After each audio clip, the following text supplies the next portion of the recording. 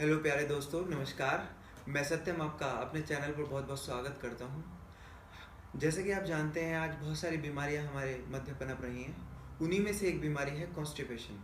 प्यारे दोस्तों, ये छोटी सी बीमारी है लेकिन हमारे लिए परेशानियों का सबब बन जाती है। इसी विषय पर आज हम गहन गंभीरता से जानेंगे। क्या इसके यौगिक उपचार हैं, किस तरह इसको हम ठीक कर सकते हैं, इन चीज़ों पर हम गहराई से बात करेंगे। हमारे साथ आज हैं दीपक जी, और आप हैं आयुर्वेदिक स्पेशलिस्ट। आप बहुत ही विशेषज्ञ हैं आयुर्वेद के और योग के। आज हम उनसे जानेंगे कुछ क्वेश्चन पर कॉन्स्टिपेशन के बारे में। सो आइए चलते हैं। आपका बहुत बहुत स्वागत है हमारे चैनल जी, पर। धन्यवाद। तो जैसा कि आप जानते हैं प्यारे दोस्तों, कब्ज़ आज हर घर में हर व्यक्ति को ज़्यादातर हो जाती है। ये हर व्यक्ति से पीड़ित होता है। तो इसको हम किस तरह से ठीक कर सकते हैं? तो आप हमें बताइए कि कब्ज़ क्या होता है, किस तरह से होता है? देखिए, कब्ज़ क्या है? कब्ज़ जो हमारी दिनचर्या है, सबसे पहले तो वही हमारा जो है, वही जो लाइफ स्टाइल है, वह हमारा सही नहीं है। वो सबसे पहला इसका कारण है। क्योंकि हमारा जो खान पान का जो समय है और फिर आहार हमारा कैसा है, वह दोनों का डिस्टरबेंस होने से ही ये कब्ज़ उत्पन्न होता है। कब्ज़ कोई विशेष बीमारी नहीं है। हमारे भोजन का और हमारी दिनचर्या का बिगड़ा हुआ जो रूप है हमारे शरीर पर जो घटित होता है, वह कब्ज़ कहलाता है। ये क्या है? जो भी हम खाना खाते हैं उससे 7 धातुओं का निर्माण होता है। तो उसका समय है। तो जो हमारी इंटेस्टाइन है, जो हमारी छोटी बड़ी आंतें हैं, उनके अंदर जो जैसे ही मल बनता जाता है, उसमें से अवशोषण होकर के धातुएं निकलती जाती हैं। लेकिन उसकी जो सही प्रक्रिया है वो हमारे आम तौर के जीवन पे नहीं हो पाते। क्योंकि उसका समय है कि किस समय हम भोजन करें, सुबह, दोपहर, शाम, ये कैसा हम भोजन करें, जैसा हमारा वर्क हो। हम क्या करते हैं कि वर्क हमारा बर्निंग वाला है नहीं, हार्ड वर्क है नहीं, और भोजन हम बहुत हाई कैलोरी वाला लेते हैं। तो उसको जो है पचने में फिर बहुत बड़ी समस्या आती है। जो हमारा आमाशय है वह उसको ठीक प्रकार से पाचन उसका नहीं कर पाता, और वो मल हमारी आंतों में वहीं पैदा हो जाता है, वो सड़ने लगता है क्योंकि उसका अवशोषण ठीक प्रकार से नहीं हो पाया।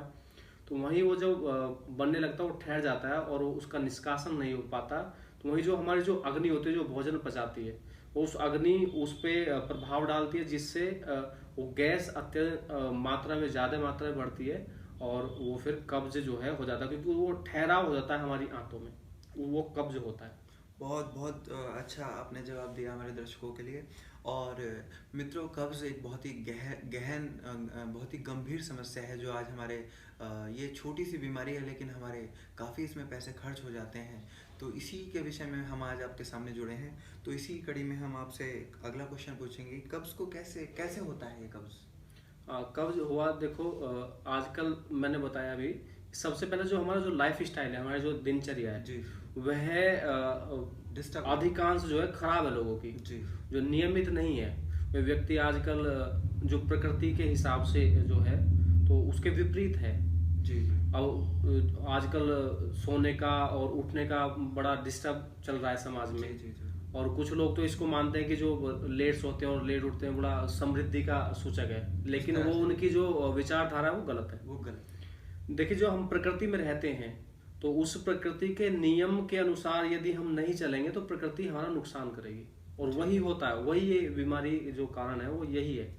हम सुबह 9 बजे उठते हैं, 8 बजे उठते हैं, 10 बजे उठते हैं, और रात्रि में 12 बजे सोते हैं, 1 बजे सोते हैं, तो एकदम विरुद्ध हो जाता है। मोबाइल चलाते हैं देर हाँ, रात तो तक, अन्य टीवी बहुत देखते सारी चीजें जिनमें व्यस्त होना चाहिए, तो भोजन उसी का कारण है, और लेट भोजन करते हैं। दिनचर्या ठीक नहीं है। अधिकांश जो लोग हैं, वो भोजन नियमित जो है उनका सही नहीं है। जी जी जी अब रात्रि में 10-10, 11-11 बजे भोजन खाते हैं, जबकि 9 बजे के बाद जो सोने का समय होता है, जी जी जी उस समय लोग भोजन खाते हैं, और फिर हैवी भोजन खाते हैं, तो वो आंतों में ठहर जाता है उसका। जठराग्नि हमारी ठीक से काम नहीं कर तो पाती। अग्नि जो है वो ठीक प्रकार से नहीं कर पाती। दूसरा ये है कि अधिकांश क्या होता है कि लोग जैसे भोजन किया उसके ऊपर ही तुरंत पानी पीते हैं। बहुत ही बहुत ही तो उससे क्या होता है, उससे ये होता है कि जैसे हमने भोजन किया और हमने तुरंत पानी पी लिया, तो जैसे जो भोजन हम बाहर पकाते हैं अग्नि में, हमारा शरीर उसको पका हुआ नहीं मानता। वो उसके अंदर जो है, हमारे शरीर के अंदर जब हम बात करते हैं गहराई में, तो 13 प्रकार की अग्नियां होती हैं। तो वो उसको पचाने का काम करती हैं। तो जब हम पानी पी लेते हैं तो अग्नि को दबा देते हैं, तो भोजन नहीं पच पाता, तो वो फिर जो है कब्ज का कारण बनता है। धन्यवाद, बहुत ही सुंदर उत्तर आपने दिया हमारे दर्शकों के लिए, हमारे दोस्तों के लिए। तो ये जैसे कि आप जाना आपने कि ये कब्ज़ कैसे होता है, कि हमारी भोजन में अग्नि जो है हमारी वो जो है मंद पड़ जाती है, उसके कारण कब्ज़ होता है। तो प्यारे दोस्तों, इसी कड़ी में हमारा तीसरा क्वेश्चन आपसे रहेगा, कब्ज़ के क्या क्या प्रभाव होते हैं, ये हमारे शरीर में किस तरह से नुकसानदेह होता है, क्या इसके प्रभाव होते हैं, आप हमारे दर्शकों को हाँ बताएं। देखिए, जब कब्ज मल शरीर के अंदर ठहर जाता है तो आयुर्वेद में एक सूत्र आता है कि जायन्ते विविधा रोगाः प्रायसो मल संचयात्, कि जब आंतों में मलों का ठहराव हो जाता है तो वहां से बीमारियां जन्म लेती हैं। जी। तो मेन कारण यही है कब्ज का। तो जब आंतों में मल ठहर जाएगा, उसका निष्कासन ठीक प्रकार से नहीं होगा, उसका पाचन ठीक प्रकार से नहीं होगा जो हमने आहार लिया है, तो वो ठहर करके आंतों को जो मूवमेंट है, अवशोषण जो क्रिया, उसको बंद कर देगा। जब वो बंद कर देगा, अब हम तो प्रतिदिन लगातार खाना खा रहे हैं, लेकिन वो बाहर जो उसका मल है, वेस्टेज जो पदार्थ है, वो बाहर नहीं निकल रहा है, तो वहाँ सड़ाव वो पैदा करेगा। वहाँ बैक्टीरिया जो है, जो विषाक्त जो पदार्थ हैं, जो टॉक्सिन्स हैं, वो ठहर जाएंगे। तो वहाँ से जिस भी अंग पर वो हमारा वीक होगा, उस अंग पर उसका डायरेक्ट प्रेशर बनेगा, वायु बनेगी या पित्त जो है वो डिस्टर्ब हो जाएगा। तो फिर वात, पित्त और कफ, तीन चीजें जो कार्य करती हैं हमारे शरीर का आधार, जो वो बिगड़ जाती हैं। उनका जो स्तर है वो अप डाउन होने से उस प्रकार की, फिर उस आधार पर यदि हमारा पित्त बिगड़ेगा तो 40 प्रकार की बीमारियां पित्त में होती हैं, वो कोई सी भी आ सकती है। वायु की 80 प्रकार की वायु की आ सकती हैं और 20 प्रकार के कफ रोग। तो ऐसे जो है इसके प्रभाव ऐसे हो, फिर जैसे पाइल्स होती है या फिस्टुला या अन्य बहुत भयंकर भयंकर बीमारियां फिर जन्म ले जाती हैं।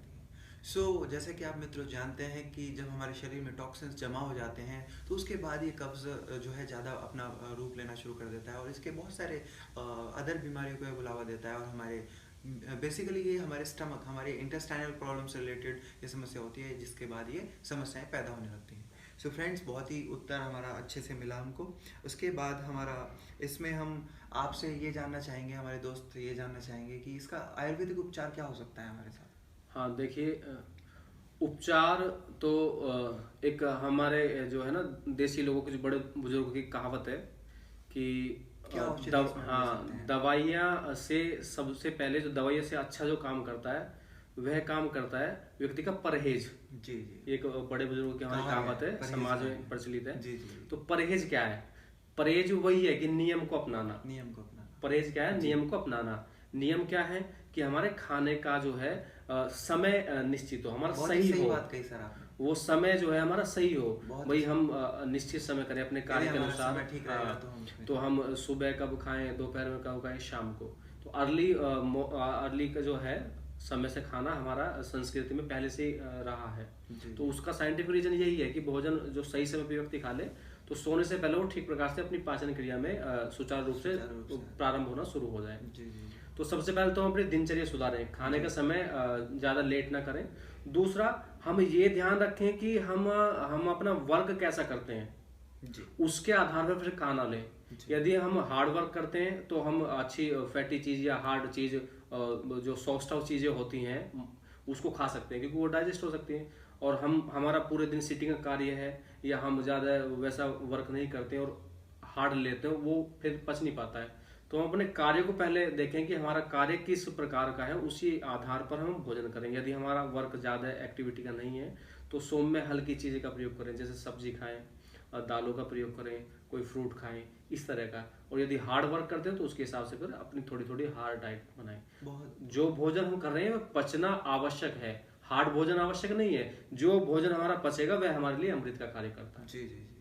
तो प्यारे दोस्तों, जैसे कि आपने सुना कि जितना हम लिक्विड चीज़ें लेंगे, जितनी हम लाइट चीज़ें लेंगे, उसको पाचन हमारी शक्ति हमारी होनी चाहिए, अन्यथा हमको वो पदार्थ नहीं लेना चाहिए। जैसे कि हमारे दीपक जी ने बताया कि आप उस तरह से उसको फॉलो कीजिए। इसी कड़ी में हम आपसे एक बात जानना चाहेंगे, इसकी कोई औषधि उपलब्ध है तो आप बताएं हमें कुछ। औषधियाँ तो देखिए, सबसे किसी को समस्या हो जाए तो उसमें हम क्या प्रयोग कर सकते हैं। हाँ, तो ये तो सबसे पहले तो मैं आपको एक जानकारी देता हूँ कि जो हमारी जो रसोई है, घर में जो पाकशाला है, वह सबसे बड़ा औषधालय है और वो हर व्यक्ति के घर में होता है। तो ये हमारे ऋषियों का जो है बहुत अमूल्य देन है इस प्रकृति को, इस संसार को, इस जीवों को। तो उसके अंदर जितने भी द्रव्य पदार्थ जितने भी रखे हुए हैं वो सारी अपने आप में एक अनुपम औषधियाँ हैं। अमूल्य औषधियाँ हैं।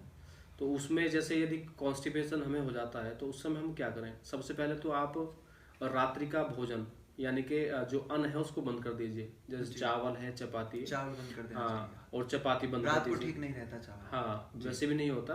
बाकी यदि कॉन्स्टिपेशन आपको है तो आप रात्रि के समय में चपाती भी बंद कर दीजिए। चपाती उस बंद समय कर आप क्या प्रयोग करें? भूखा नहीं रहना है। ओके। उस समय आप क्या प्रयोग करें? दूध प्रयोग करें, जी। या फल खा सकते हैं, या दाल सब्जी इनका प्रयोग करें आप। मतलब हमारे शरीर में कोई भी कमजोरी या नहीं आ पाएगी? नहीं अगर आएगी, चपाती नहीं क्योंकि खाएंगे। ऐसा है, देखो हमारे शरीर को नहीं पता कि हम क्या खा रहे हैं।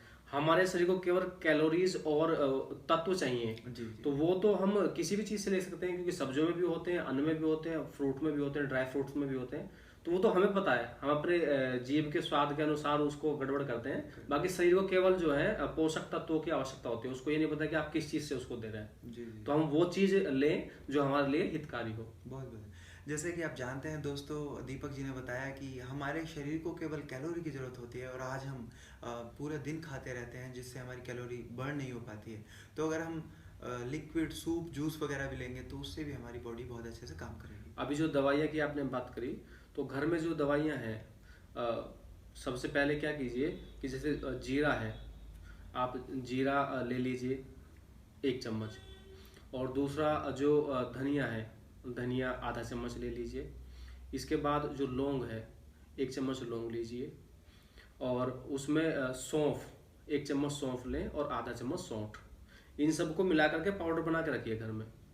और उसमें से आधा चम्मच 1 गिलास पानी में डाल के उबाल दीजिए।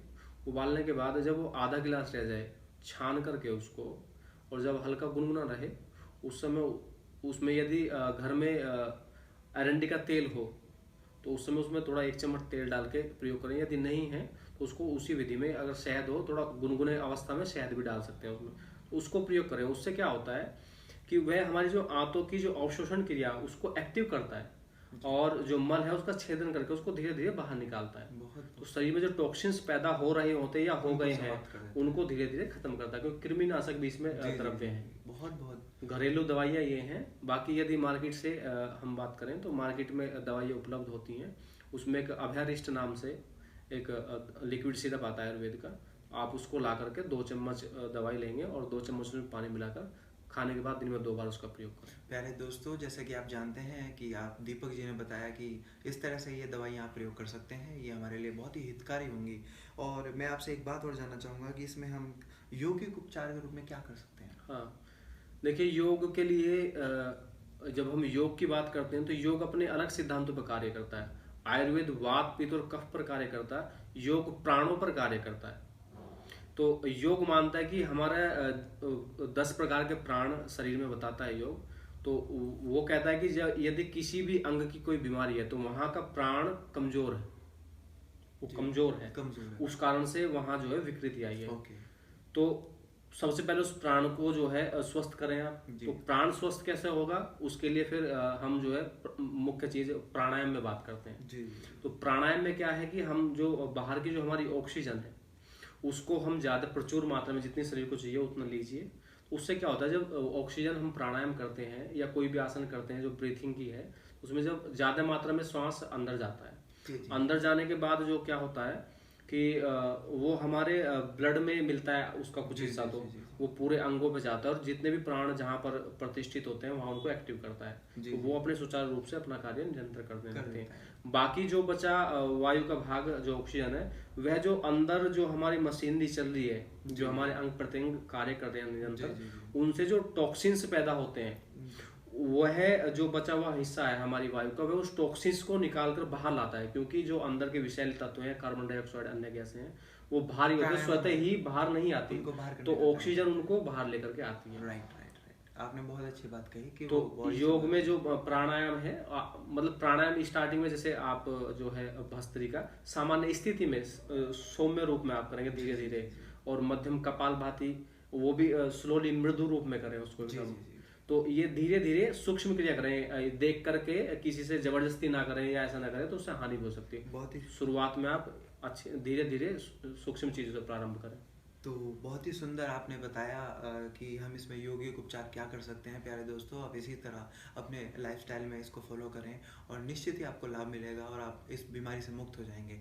कॉन्स्टिपेशन को आप जड़ से ख़त्म कर सकते हैं, बस कुछ ही चीज़ों का ध्यान रखते हुए। इसी उम्मीद के साथ हम अगले क्वेश्चन पर चलते हैं। एक छोटा से एक हमारे दर्शकों को बताइए कि हम कैसे बच सकते हैं इसको। छोटा सा कुछ उत्तर अगर हमारे पास है तो हम उसको हाँ, बता सकते हैं। तो देखिए मैंने प्रारंभ से इसी बात को मैंने 2-3 बार, क्या रूटीन, क्या लाइफस्टाइल हाँ, रखें? मैंने 2-3 बार इस बात को ही बताया है, जी क्योंकि मुख्य कारण वही है। हमारी जो दिनचर्या है वह ठीक ना होने के कारण से नई नई बीमारी आती हैं। तो सबसे पहले मैंने प्रारंभ में वही चीज़ बताई है कि सबसे पहले हम अपनी दिनचर्या को ठीक करें। हम अपने सोने का समय निश्चित करें और जी सुबह उठने का समय निश्चित करें, और साथ में व्यायाम, योग या कोई भी इस तरह की एक्टिविटी जी अपने लाइफ स्टाइल में जोड़िए। सुबह आधे घंटे, 20 मिनट, चाहे 1 घंटा जरूर निकालें। जी जी जी उसके बाद फिर हम अपना आहार और विहार ये सब जो है मेंटेन करें। हम जी अपना आहार सुधारें कि हम कैसा भोजन खाते हैं। आजकल ज़्यादा तली हुई चीज़ें खाते हैं, फास्ट फूड ज़्यादा प्रयोग करते हैं राइट लोग, राइट राइट। चाय पीते हैं, कोल्ड ड्रिंक, तो ये बहुत हानिकारक है। जो भी व्यक्ति इनका प्रयोग करेगा उसकी आंतों में प्रॉब्लम होगी, और ये जो है इंटेस्टाइन जो है वो प्रॉब्लम में आएंगे, जिससे जो है कब्ज शुरू होगा। तो आप सभी इसको ठीक करके इससे निजात पा सकते तो हैं। प्यारे दोस्तों, जैसे कि दीपक जी ने बताया, बहुत अच्छी बातें बताई उन्होंने, आप उसको फॉलो करें और निश्चित ही आपका ये सब समस्या दूर होगी। और आखिर में हम आपसे एक क्वेश्चन जानना चाहेंगे कि ऐसा कुछ गुरु मंत्र अगर आप देना चाहेंगे तो क्या हमारे दर्शकों को, हमारे दोस्तों को देंगे? तो गुरु मंत्र तो क्या, यही एक दी जाती है कि आप जो है सबसे पहले तो अपने जीवन को सुधारें, और एक तो विचार अच्छे हों व्यक्ति के। आहार अच्छा कीजिए, विचार अच्छा कीजिए, सब अच्छा होगा। बहुत बहुत बहुत बहुत अच्छा आपने गुरु मंत्र दिया। प्यारे दोस्तों, जैसा कि आज हमारे साथ बात कर रहे थे आयुर्वेदिक एवं योग स्पेशलिस्ट दीपक जी, तो हमारे साथ आज बने हुए थे दीपक जी, हम आपका बहुत बहुत धन्यवाद अदा करते हैं। प्यारे दोस्तों, उम्मीद करता हूँ कि आपको ये एपिसोड, ये जो हमारी वीडियो है, ये पसंद आएगी। और अगर आपको कोई भी समस्या हो तो आप हमें कमेंट करें। हमारे पास आयुर्वेदिक दवाइयाँ भी उपलब्ध रहेंगी, अगर आप हमसे संपर्क करेंगे तो हम आपको दवाइयाँ भी उपलब्ध कराएंगे। तो प्यारे दोस्तों, इसी कड़ी में हम आज इतना ही रखेंगे। और अगर दीपक जी के बारे में बात करें तो आप बहुत स्पेशलिस्ट व्यक्ति हैं, काफ़ी समय से आप इस क्षेत्र में काम कर रहे हैं और समाज सेवा के रूप में आप काफ़ी समय से अपना योगदान दे रहे हैं। तो हम आपका बहुत बहुत धन्यवाद अदा करते हैं, आज हमारे धन्यवाद। एपिसोड में आया और हमारे दर्शकों से आपने बात की और अपने विचार रखे। तो प्यारे दोस्तों, इस एपिसोड में इतना ही रखेंगे, तब तक के लिए नमस्कार।